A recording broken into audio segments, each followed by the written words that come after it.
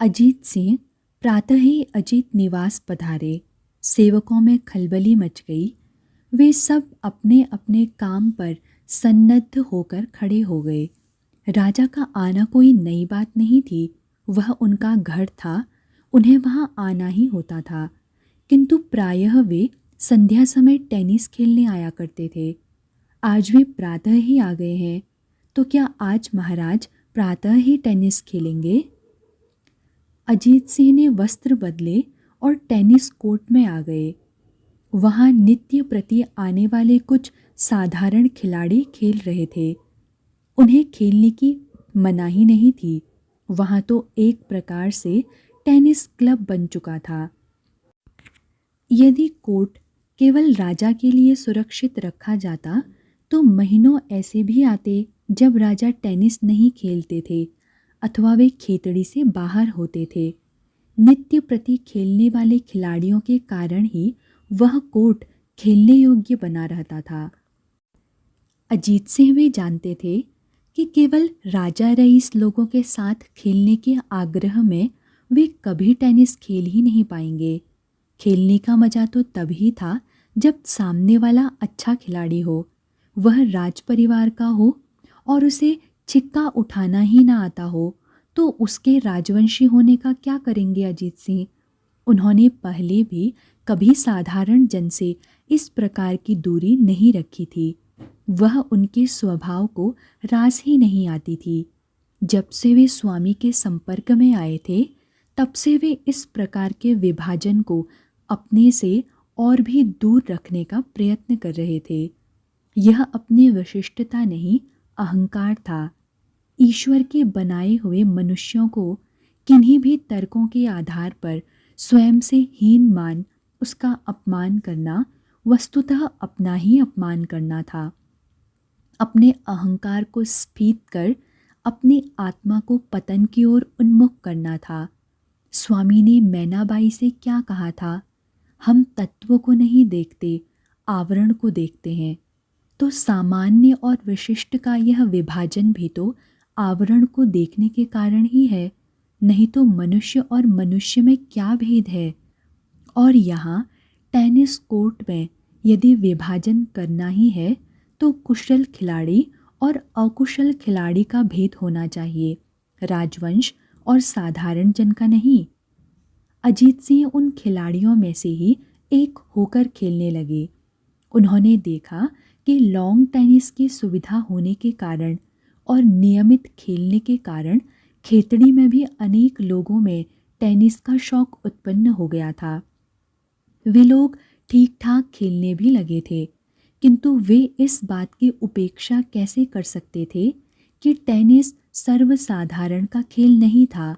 जो लोग अपनी आजीविका से ही अवकाश नहीं पाते थे, जिनके बच्चे भी अपने माता पिता के साथ आजीविका कमाने में लगे हुए थे, उनसे यह अपेक्षा कैसे की जा सकती थी कि वे टेनिस खेलने आएंगे?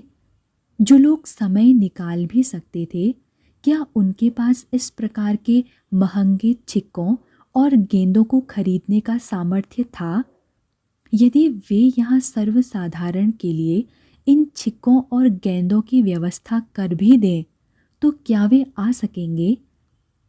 पर वे यह क्यों चाहते हैं कि अंग्रेजों का यह खेल इतना लोकप्रिय हो जाए कि बच्चा बच्चा उसे खेलने लगे? वे अपने भारतीय खेलों को ही क्यों प्रोत्साहित नहीं करते, जो सर्वसाधारण अपने ग्रामों में अपने बल पर ही खेल सकता है? उन्हें इस विषय में सोचना चाहिए। कुछ देर खेलकर अजीत सिंह कोर्ट से बाहर आ गए। न केवल उनका शरीर खुल गया था, उनके संध्या अग्निहोत्र का समय हो गया था। उन्होंने स्नान कर संध्या अग्निहोत्र किया और आकर तालाब के किनारे बैठ गए। राजपंडित नारायण दास शास्त्री यहाँ उनकी प्रतीक्षा कर रहे थे। कैसे हैं शास्त्री जी? राजा ने पूछा। आपकी कृपा है राजन, वे बोले। मैं एक प्रार्थना लेकर आपके पास आया हूँ। आप आदेश करें शास्त्री जी। राजपंडित प्रार्थना करते शोभा नहीं देते। यह तो आपकी शालीनता है राजन, आपकी महानता है, पंडित जी ने सुधारा। मैं चाहता हूँ राजन कि राजकीय पाठशाला में संस्कृत विभाग के ही अंतर्गत एक विशिष्ट व्याकरण अनुभाग बनाया जाए, जिसमें संस्कृत का सामान्य अध्ययन करने के पश्चात व्याकरण का विशेष अध्ययन करने की व्यवस्था हो। तो इसमें कठिनाई ही क्या है? राजा हंसे। आप आदेश जारी कर दें। पर यह आदेश तो शंकरलाल शर्मा की ओर से आना चाहिए। वे राज्य की ओर से शिक्षा का प्रबंध करते हैं। चलिए, उनकी ही ओर से आ जाएगा, मैं उनसे कह दूंगा। इसमें कठिनाई ही क्या है? राजा बोले, मैं मुंशी जगमोहन लाल की डायरी में भी लिखवा दूंगा। ठीक है, पर पंडित जी, आपके साथ स्वामी जी भी अष्टाध्यायी पढ़ रहे थे, उसका क्या हुआ? राजा ने पूछा। कहाँ तक पहुँचे हैं आप लोग? शास्त्री जी जैसे किन्हीं स्मृतियों में खो गए। बोले, एक दिन मैंने पिछले दिन पढ़ाए गए एक लंबे पाठ पर स्वामी से प्रश्न पूछे और मैं यह देखकर चकित रह गया कि स्वामी ने न केवल वह सब शब्दशः दोहरा दिया, जैसे वह सारा का सारा उन्हें कंठस्थ हो, वरन उसके साथ साथ अपनी टिप्पणियां भी जोड़ दी, जो व्याकरण की किसी निष्णात पंडित द्वारा की गई समालोचना के समान थी। स्वामी जी की स्मरण शक्ति भी अद्भुत है। राजा बोले, स्मरण शक्ति? राजन, उनका सब कुछ ही अद्भुत है। शास्त्री जी अभिभूत थे। कुछ दिनों के अध्ययन के पश्चात मैंने अनुभव किया कि स्वामी जो प्रश्न पूछते हैं उसका उत्तर मेरे पास नहीं है, अतः प्रश्नों का उत्तर भी स्वामी को स्वयं ही खोजना पड़ रहा है। यह स्थिति किसी भी अध्यापक के लिए बहुत अच्छी नहीं है।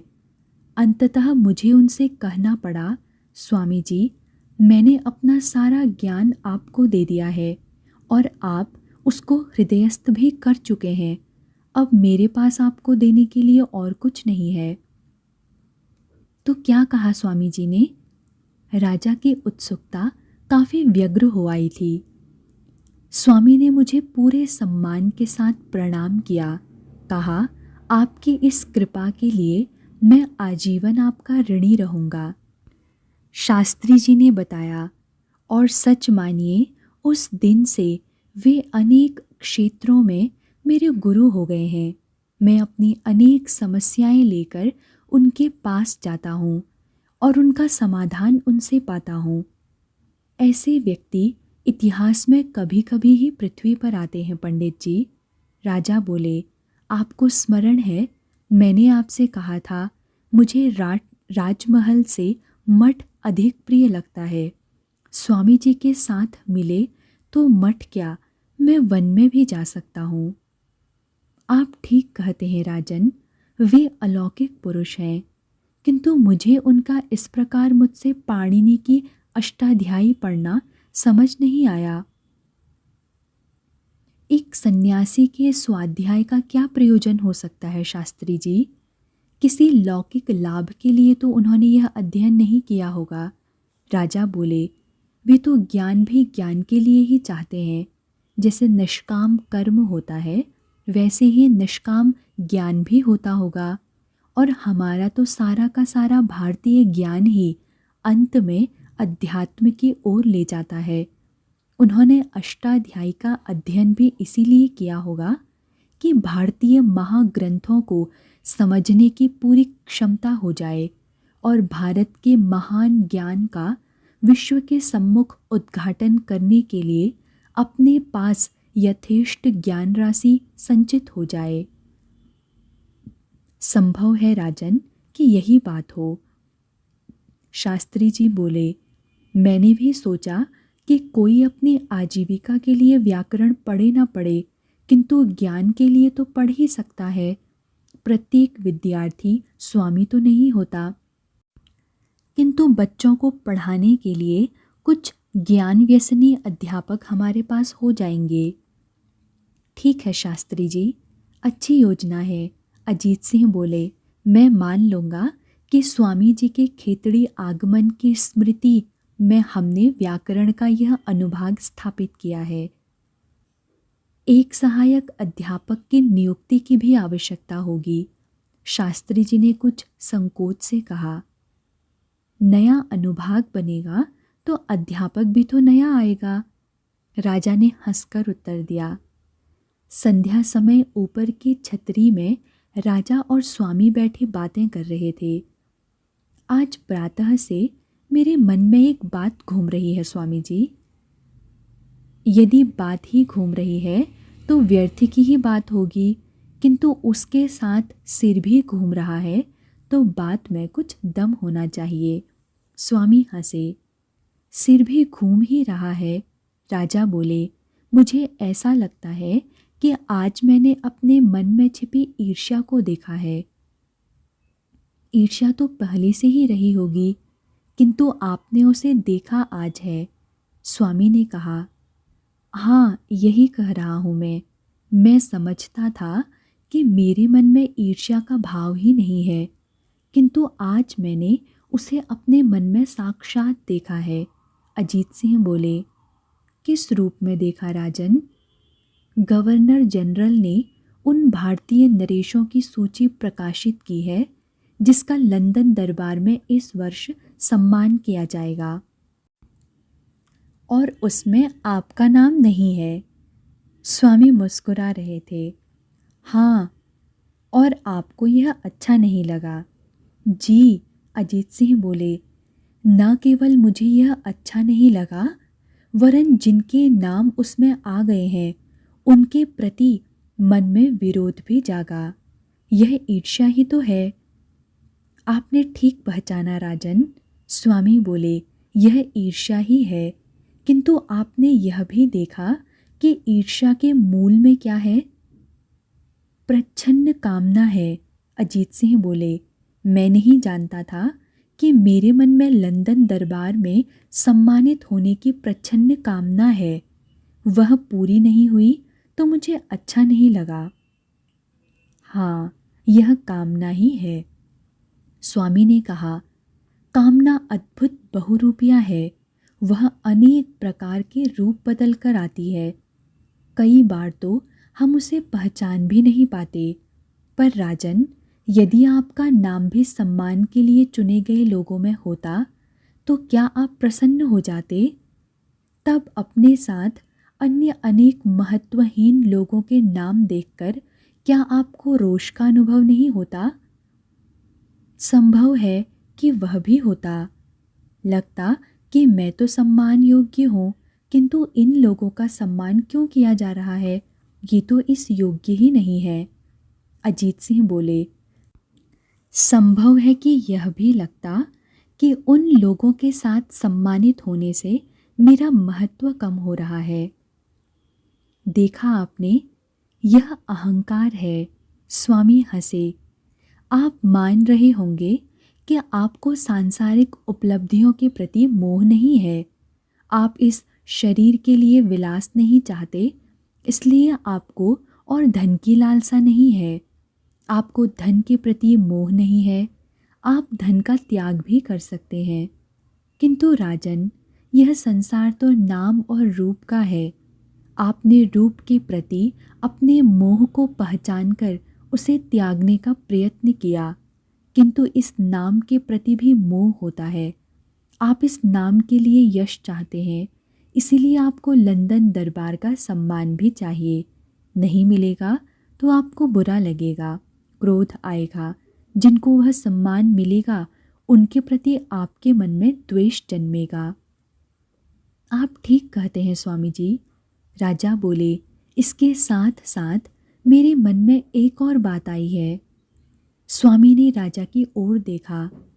जहाँ कहीं धन, सम्मान, यश, अधिकार और सत्ता की बात आती है, वहीं समर्थन और विरोध भी होता है। हाँ हाँ, कुछ लोग मेरा विरोध करेंगे और कुछ मेरा समर्थन। अजीत सिंह बोले, जो मेरा समर्थन करते हैं मैं उनको अपना मित्र मानता हूँ, और जो मेरा विरोध करते हैं उनको मैं अपना शत्रु मानता हूँ। हाँ, किंतु सत्य तो यह है, जो मेरा समर्थन कर रहे हैं वे मुझे सांसारिक चक्रव्यूह में गहरे धकेल रहे हैं, और जो मेरा विरोध कर रहे हैं वे मुझे उन तत्वों से बचा रहे हैं जिनसे मिलन के बाद मेरा पतन होगा।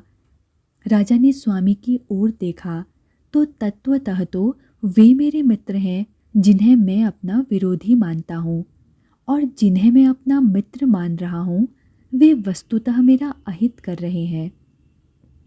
स्वामी हंस रहे थे। यह है माया की सृष्टि।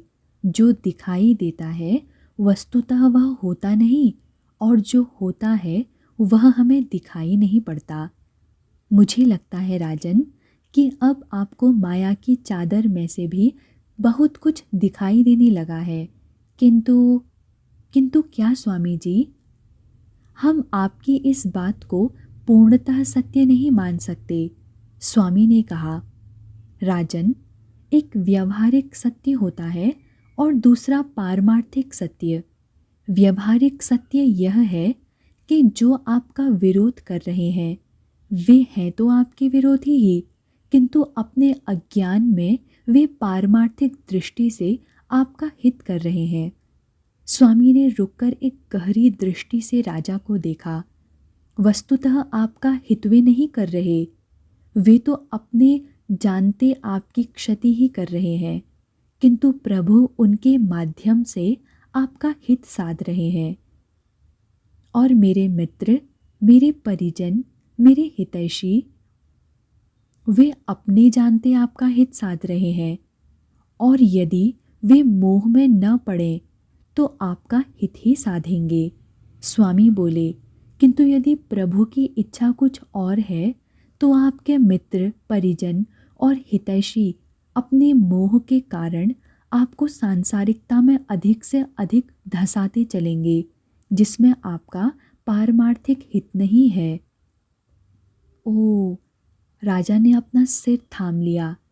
मनुष्य इस चक्रव्यूह से निकले भी तो कैसे?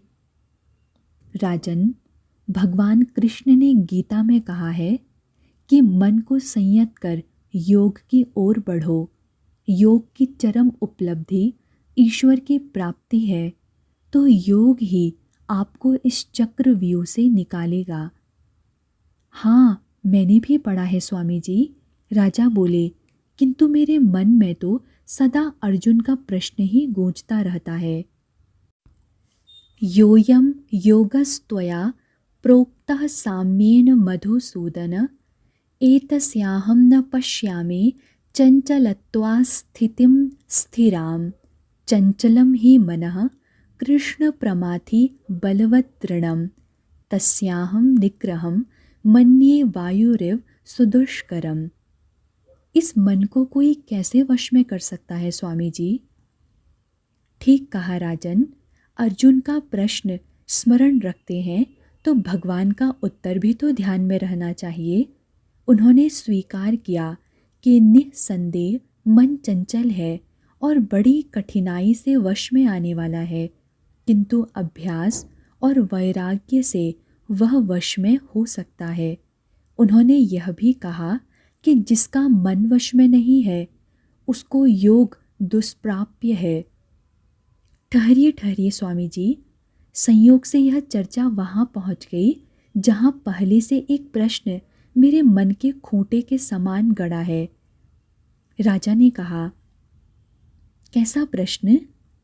यदि मन को संयत किए बिना योग की उपलब्धि नहीं हो सकती तो फिर यौगिक आसन और क्रियाएं तथा यह ध्यान इत्यादि क्या करेगा? राजा बोले, मुख्य बात तो मन का संयम है। आपने ठीक कहा राजन, मुख्य बात तो मन का संयम ही है। वस्तुतः ये क्रियाएं और आसन मन को संयत करने में सहायता करते हैं, पर यह सत्य है कि एक व्यक्ति दिन भर यौगिक आसन और आँख मूंदो ध्यान करता रहे किंतु मन को संयत करने का प्रयत्न न करे अथवा मन का संयम प्राप्त करने में सफल न हो तो वह योगी नहीं हो सकता। स्वामी रुके। शायद इसी कारण से अनेक बार बहुत सारी यौगिक क्रियाएं करने वाला व्यक्ति भी चारित्रिक पतन का शिकार हो जाता है। स्वामी एक वृक्ष के नीचे रुक गए। धूप चढ़ाई थी और चलना बहुत थकान का काम हो गया था। ठहरना आवश्यक हो गया था। स्वयं को अनावश्यक रूप से थकाने का कोई लाभ नहीं था। थोड़ा विश्राम कर लें, धूप भी ढल जाए तब वे पुनः यात्रा कर पाएंगे। आसपास कोई घर दिखाई नहीं दे रहा था। छोटा मोटा वन ही दिख रहा था। दूर दूर तक वृक्ष और झाड़ झंझाड़ फैले हुए थे। वनस्पति तो बहुत थी, किंतु हरियाली उतनी नहीं थी। पथरीली भूमि थी। आसपास कहीं कोई खेत नहीं था। कहीं कुछ वंचर रहते हों तो रहते हों, कृषक तो कहीं दिखाई ही नहीं देते थे। आज जब खेतड़ी से चले थे तो यह नहीं सोचा था कि वे वन की ओर जा रहे हैं, न ही वे एकांत में तपस्या करने की सोचकर चले थे।